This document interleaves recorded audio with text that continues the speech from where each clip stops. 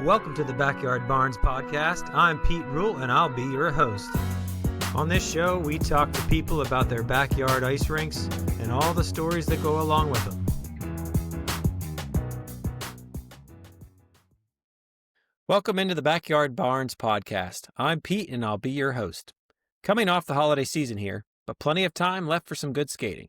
My guest today has been building a rink for years. He was able to repurpose some old deck boards for his frame, rig up a release system for his lights on those windy nights, and shows me how he creates some summer fun for the kids out of his used liner. Joining us from Ontario, Canada, I'd like to introduce Patrick Miner. Welcome to the show, Patrick. How are you? Good, Pete. Thanks for having me. Oh, absolutely. It's an honor having you're my first Canadian on the show, and I'm really excited about that for sure. So why don't you tell us a little bit about where you're from and how you got into rink building, if you don't mind. Okay. I'm located, I guess if you're not familiar with Canada, outside of Toronto, Ontario, about an hour and a half, a town called Stratford. We've got a farm about 20 minutes out of town there, and that's where we've got our rink. Yeah, and you have a really nice property there from some of the pictures I've seen, and I'm sure you'll tell us all about those. But if I'm not mistaken, you had a small rink first, and then did you guys move to a new location? Yeah, so our past house, just not too far from here, we moved there when our kids were very young, and my daughter was just born, and my son was about a year away at that point. And the goal was we had a nice clear opening in the backyard. So we're from Canada, so hockey is kind of in our blood. Right. So we wanted to get our daughter out on skates, and I think the first rink was, 20 by 30 was the size of the tarp. So a little bit smaller with boards and kind of a smaller budget, and just kind of threw it together with what we had laying in the backyard. There you go. Well, like I told you, Patrick, the picture of your rink outside at night with the trees and the snow, which just caught my eye. It looked awesome, like a great environment to skate. And so I reached out, and I'm just glad we could connect here. So, well, we're not going to delay too much longer here. We're just going to get right into your rink, and you can tell us all about it, all right? This one is our more present day rink, I guess. It's hasn't grown any further since this point. We have a fire pit off to the left there, wherever all the kids get to stay warm, and we've got the tree there, which adds a lot of extra work to the project.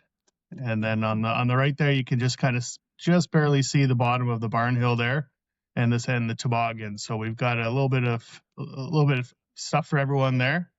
Kids that want to play hockey, and the younger kids can toboggan or snowboard. It's certainly not a big hill, but it's when you're 4, it seems big, I guess. So yeah, the fire pit's nice and close for hot dogs and marshmallows and s'mores, and usually that's where the parents will hang out during our breaks.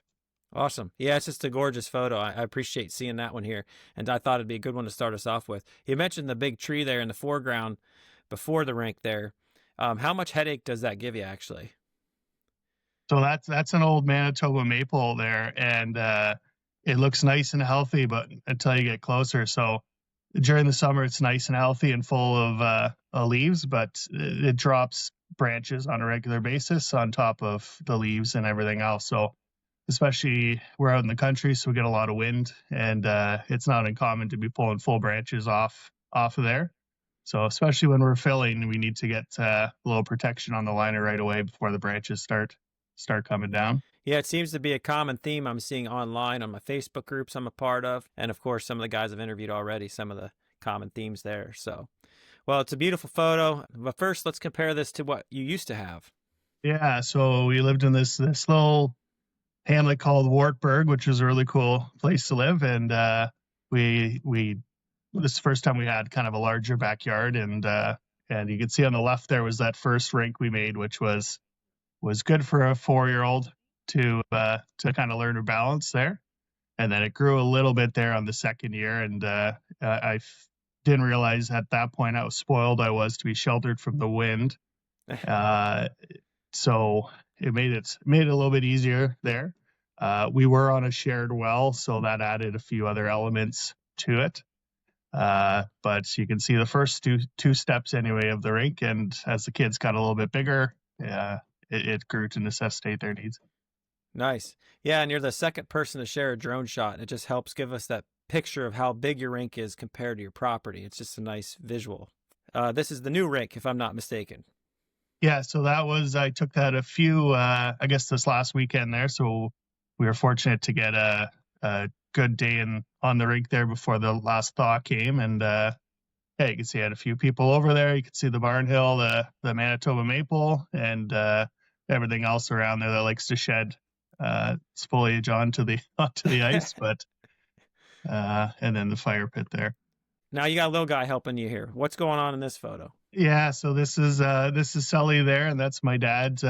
He's the taller one there, and then there's our old dog Macy there, who we lost there last year. This is still probably the original wood that we use. This is actually an old deck that my father-in-law had helped someone years ago take this deck apart and said, "Hey, I've got a barn. Let's throw this wood in there." So it's sat in that barn for probably 15, 20 years, waiting for a purpose. And then we were able to use that for this. So we're fortunate as the rink grew, it was a lot more affordable because we were able to kind of scavenge for some of this wood. So you can see the braces there. They've had to be replaced a little bit over time, but the design's still the same. And all the wood, I can't remember the exact length. It's like 11 feet and 3 inches or something like that. All I did was found the shortest board and cut them all that same length. The consistency was more important than the length itself. And it's nice to see the resourcefulness too. I mean, being able to utilize some of the materials that you've obtained years ago. That works out. What I didn't anticipate was how many old screws there were in the wood when I was cutting it. Yeah, you probably ran across a fair amount. Yeah. And of course, here's the frame going up, and you can see the supports you were showing us. So go ahead and give us a little more info here. Yeah, so it's essentially as wide as it can be here at this point, just because of where the trees are, and every year kind of grew a little bit longer. It is, all those pieces are labeled. I think I sent you a picture of that where they're labeled alphabetically and numerically. Yes. Just it becomes a nightmare getting this thing set up. And I eventually got rid of all the screws. Everything is bolts, nuts and bolts, just because, you drop one screw in there. We do play in that area during the summer, so I didn't want to have any more stray screws in there for the kids to pick up in their feet. So how big is this rink again? It's 36 by 81. Oh, wow. Yeah. Okay. So that's good size. And now look in here and like when everybody puts a rink down, you think, oh, it's pretty flat. What's the height differential between your low corner and your high corner? There isn't much. So the first year that we did it, there was a differential of close to a foot. And at that point, decided that with both the kids being into hockey and that this being a project that I was stubborn enough to take on every year, we did do a little bit of work just to level things out a little bit there. We do use it for a lot of other purposes in the summer as well. So we did level it out. So there's really not a whole lot of difference there, which, when you watch these Facebook groups, that's the biggest struggle people deal with is realizing the slope and the headaches that go with it. So yeah. After reading all that, I decided, and my wife reluctantly agreed to that we'd get it leveled out a bit. Yeah, just being proactive on a lot of these scenarios with the rink maintenance and preparation is a lot better than dealing with it after the fact. It's nice with those Facebook groups too, because you can learn from other people's mistakes, and you can see here, I guess, is the first year. You can see the back corner is just about to start watering the lawn, and we haven't even got close on the top end. Yeah, I see that. Yeah, and so the liner, of course, this was, you said, the first year in this spot. But where'd you get your liner from, or what material is it? So that's a silo liner, which I keep seeing more and more people using. I think that's probably the best option because it's really customizable for the size that you can get. And this, I think, was an 8 mil. I went down to 6 this year. I did 5, and I think that's as low as I go with it. Mm-hmm. So I've sourced these from a couple different places in our area. There's lots of farming operations around here to get it from. And yeah, it's just nice as it's grown. I can use the same guy if I want and just add an extra 15 feet to it, sort of thing. There you go. Yeah, that's great. And then that's just obviously some wood holding it down. But do you ever clamp Do you ever clamp your liner down? No, so I was thinking afterwards I probably didn't send any pictures, but what I use now is strapping for it. So we have some old strapping from when we did renovations on the barn, and it's they're very long. They're about 15 feet, I think, roughly. Okay. And I can just flap them down there and it stops the wind from getting in there. Okay. Uh, I have a lot of issues with wind because of where we are and the weather. We're in the snow belt, so there's just a pile of snow. So that I found with this, it would always get in between the logs. It would blow up. It would catch a corner. It would rip. Hmm. So the strapping I lay down, and I think you have a picture later of when it's Yeah. all tied together. I just strap it down, blocks all the wind, and then the filling process is a whole lot easier at that Good point deal. as well. Nice. Yeah. So we'll move ahead here, and here's some of the photos you were talking about. Yeah, so those are the light stands there, the B3 and the A3 there is just the regular bracing there. I think there's rebar on the right side holding that one in, and there was like a candy cane spike that I got from Amazon that I tried on the left one there. Okay. And then you can see in that strapping how what I do is I roll the tarp up in that strapping, and instead of having just one or two little contact points that it's connected, it's got full support of where that strapping's wrapped around, so you can get Got it you. tight and the wind can't touch it. Good deal. Yeah, it's interesting to hear the environmental components that affect everyone and how they build their rinks. You can look at them and they look similar, but then when you get to the fine details, because like you said, the heavy winds you get, you really got to make sure that liner's tight to the boards. It's pretty cool to hear that, how you deal with that. Yeah, So, and it's your podcast is really interesting. Where I listen to Ben and David, and then I listen to Evan, and Evan and I, I'm listening to his stories. There's a lot of overlap here uh-huh. when he's in Minnesota. That we have the same kind of weather pattern, so it's the same problems and the same solutions when you have winter for as long as we do and the snow we do, Yeah. compared to Pennsylvania, where it's you probably don't get the same rink season that we do. No, much shorter and very inconsistent. We got to always battle with the melting temperatures, and then it freezes all of a sudden. So we have to stay on top of that. So here's some more photos of it looks like the light posts. So those are just Edison lights from Costco, essentially, and they're plastic, which is nice when the kids rifle the pucks off them. It usually still kills the light, but at least there's no glass, and then you replace it. Right. When I'm talking about the wind and the weather patterns too, we have the issue with ice periodically, and I've had it where it rips the whole corner down of the light posts. So Okay. I'll come in and everything will be all, and it's in the corners, so it rips the corners out as well. And there's a lot of repairs. So I hooked this up here that if we are going to have a lot of wind or ice, I can just pull that pin out and it Okay. drops down and it keeps everything low to the ground. So there's a little bit less stress. And then also setting it up, there's a lot less dinking around.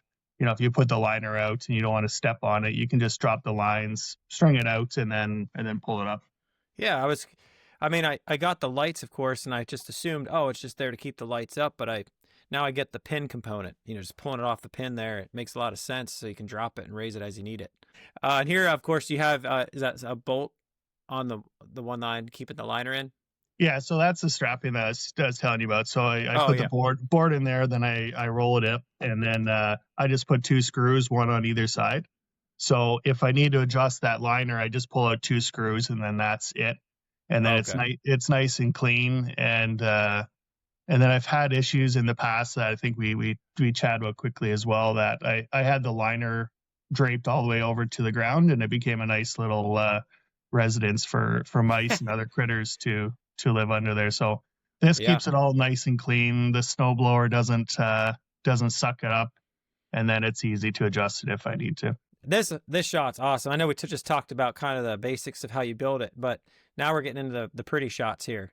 So a nice evening sunset with the lights up, and of course you got the two goals. But you have your daughter, right? And you also have your son. Yes, yeah. And, So I got a 10-year-old and a 7-year-old. okay, and they both skate now, and they're Yeah, they're both they're both in playing hockey on 2 or 3 days a week. cool. Yeah. Now, do you have a bunch of kiddos come over too and skate with them? Yeah. So we try to host anyway each of the teams over once a year. It is really nice. They have really great coaches, but this is really nice just for that unstructured time. Yeah. And I think Evan touched on that as well, where you don't have any drills, you don't have it's unstructured. I guess is Yeah. the best word for it. Just dinking around, passing the puck around. The two of them, siblings always fight a little bit harder when they're against each other. So for my daughter in girls hockey, she's in U11, so there's not a lot of grit in there. So Hmm. as soon as she throws her brother on the ice with her, then it gets pretty rough out there. That's awesome. That's the way my son and daughter are too. And we're not a hockey family, like as far as formally playing it, and this is the only hockey we really do, but it's still fun to watch them go at it. It's pretty hilarious. Another side view here. It's a nice one. We won't stay too long on it, but how much snow do you typically get in a wintertime, like piled up? Do you use the snow blower? Yeah, we're at the point now where I use a snowblower. I can shovel it too. It really depends on how much snow we get. Uh, run into the issue where I just don't have anywhere to put the snow. So the snowblower really launches it off Mm-hmm. and right out of the way. And it adds more time because I'll still follow up with the shovel or the squeegee, but it gets the big stuff off and right away. And there's usually a trench around there too, so the dog can go around there as well. Good. Yeah. But it's usually start with the snowblower anyway. Okay. And then, of course, this picture really shows how smooth your ice looks, at least in the photo. And so you snow blow it and then you shovel, squeegee it. What other process do you follow or materials do you use to keep it real smooth? Do you have a home bony or? Yeah, and it looks this smooth because this was the only angle that made it look this smooth. So my Yeah. wife likes to share it on Instagram and stuff like that as well, and her pictures are 10 times better than mine. But I follow all those Facebook groups, and I like seeing all the different ideas that people have for that. The ham bony, I feel is you have to have a ham bony. Hmm. It does a great job. But I've done the torch as well. I've done heavy floods with just the hose. It really just depends on the temperature. If it's -2 and it's sunny out, you can't really put a lot on there because it stays kind of chewy.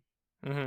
Where if it's -15 or -20 Celsius anyway, everything freezes pretty quick, and then you get lots of ridges, and it really just depends on the temperature, and there's lots of different factors there. Yeah. The science behind it's pretty amazing. And of course, that changes for all of us depending on where we are, the temperature patterns, and even the wind patterns, with how quickly that can affect it. So that's cool. Here's your two kids on the ice. Looks like Yeah, about ready to start having a good time or finishing up, one of the two. I think one of the cats got on the ice. I think is what they're focused on. Yeah, There you this go. was quite a few years ago. They're both quite taller now. Okay. Um, but yeah, this one's hanging in my office at work. I like this one, and we tried to recreate it, but this was candid, and Gotcha. it's a cool picture. I like this one. The candid photos seem to be the best ones because it's like a true moment. These two are great shots. Little guy checking out camera, but then I don't know who's sitting there. That looks like my dad, and I think it's my Oh, mother-in-law. And okay.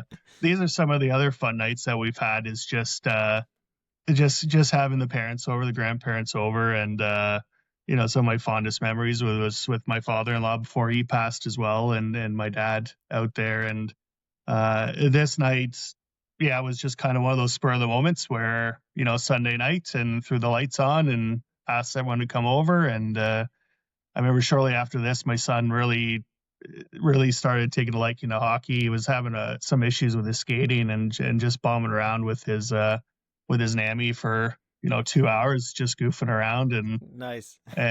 he kind of found how to work his edges and everything else. And just one of those off the cuff moments that we threw together, and here we are today. Yeah, you just mentioned him finding his edges, just playing around. That's pretty cool that she kind of had a part in that. Yeah, yeah. And then this is great. I'm glad you shared this with me because the one, kids having fun in the summertime, but repurpose of the liner. But how long is that run from the barn down? That's about 90 feet. That one there. So you know, I reuse the liner every year. I made that mistake once to buy a used liner, and you know, I showed that video of the mouse chewing a hole through it, but that wasn't the only problem. I do save last year's liners. I lay them underneath Okay. my liner, and that prevents those little sticks, all the little stuff from underneath. And if there's a small leak, it kind of captures it. So I usually reuse those old liners once underneath, and then yeah, you get stuck with all these liners. And so this was during COVID. I came up with this one, and you know, I was looking at a slip and slide to throw on the barn hill, and then I thought I got about 90-foot slip and slide there.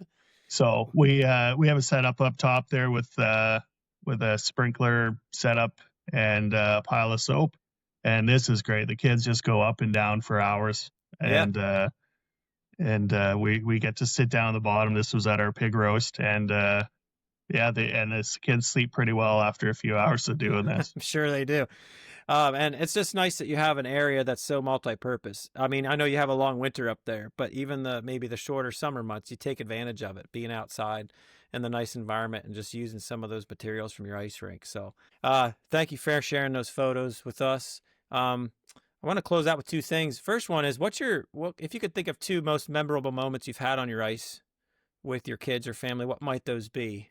Yeah, so I kind of touched on one of them. There was the year before my father-in-law passed away. This was at our old house on the smaller rink, but I think we spent an hour and a half, 2 hours with him and my dad, just going in circles and passing the puck, and you know, doing all the little rinky-dink stuff between your legs and everything else. And it was just three guys out there acting like kids, and you know, I think it's more memorable now that that Jim has passed. But you know, that one I think will always stick with me. And some of the other nights, just you know, the kids are sitting there or watching TV, and just say, well, let's go out, and we hop out, and sometimes it's 20 minutes for their feet are cold, and sometimes it's 2.5 hours, and we're basically dragging them off the ice. So you know, those two moments, I think, more than anything, are you know, that's why you do it. Yeah. Well, it teaches you to take advantage of it and to really go for it if you have this idea, because you never know what kind of memories you're going to make from them. So that's pretty cool. Of course, the last question is the one I ask everybody, and that is, if you could think of one person, any person, to come join you and your friends currently and family on your ice, who would that be and why? Yeah, everyone seems to have a tough one with this. Every time, you know, the other episodes I've watched, you know, it'd be cool to have my grandkids on there one day. My kids are 7 and 10, so this is, you know, years away. But if you know, down the road the kids have that same love for it and want to build a rink, and you know, like I said, with my father and my father-in-law there, that we can share that with our grandkids, that would be awesome. You know, if I have to pick someone that everyone knows or some people know, you know, someone like Ernie Clement from the Blue Jays is a big shinny player.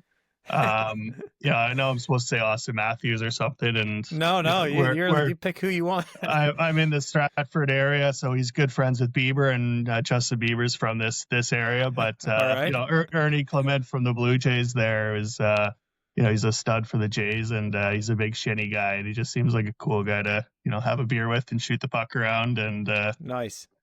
Yeah, so that's a pretty cool answer. I really appreciate that answer. That's cool, because it's not what someone might expect, but that's cool. I like that. So, well, no, Patrick, this has been awesome. You have a really cool setup down there. You really do. And of course, we didn't talk about it, but that awesome barn that you redid. You put a lot of work in your property, making this rink awesome for your kids and for yourself. Hopefully you keep doing it for many years. But I wish you the best as you keep moving forward, watching your kids grow up, enjoying your rink, and I wish you many happy skating seasons as you keep going. So I appreciate you coming on the show, and certainly, hopefully you can watch some more episodes and learn some things from some other people. So thanks for having me, Pete. This is a great podcast, and I've appreciated being introduced to it and learning a lot from just even the last few guests that you had there. So this is great, and all the best to you going forward. I appreciate that very much. Thanks, and you have a great night. Okay. You too. Thanks, Pete. This has been an episode of the Backyard Barns podcast. Keep an eye out for future episodes to learn more about other rink projects. Happy skating, everybody!